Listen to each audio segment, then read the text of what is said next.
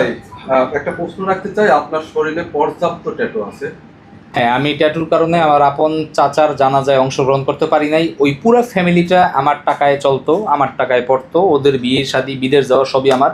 কিন্তু ওর বাবা যখন মারা যায় তখন আসলে আমাকে জানাজায় অংশগ্রহণ করতে দেয়নি। কিন্তু মজার ব্যাপার হলো আমার শরীরে ট্যাটু করে আমি হারাম ইনকাম করি, সবই বুঝতে পারছি।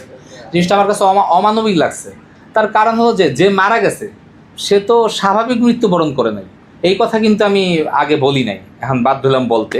তাকে খুন করা হয়েছিল আমার চাচাকে, এবং তার নারী আসক্ত ছিল। আমি এগুলো কেন বলতে চাই না, কারণ মানুষ কমেন্টে অনেক বাজে বাজে কথা বলছে যে আমি খারাপ। আরে ভাই, আমার চাচা কি ভালো? সে তো খুন হয়েছিল, তাকে মেয়েদের টোপ নিয়ে দুই বন্ধু মিলে মেরে ফেলছে।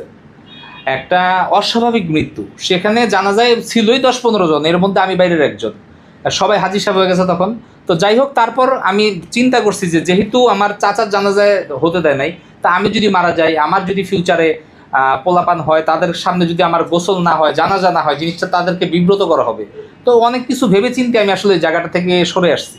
আমি দেখতে যেমনই হই, আমি কোনো ধরনের ট্যাটু করি না, আমি এটা ছেড়ে দিয়েছি আত্মসম্মান বোধ থেকে, যে আমার তো জানাজা হইতে গেলে পরে সমস্যা, এবারে লোক ভাড়া করে পাওয়া যাবে না।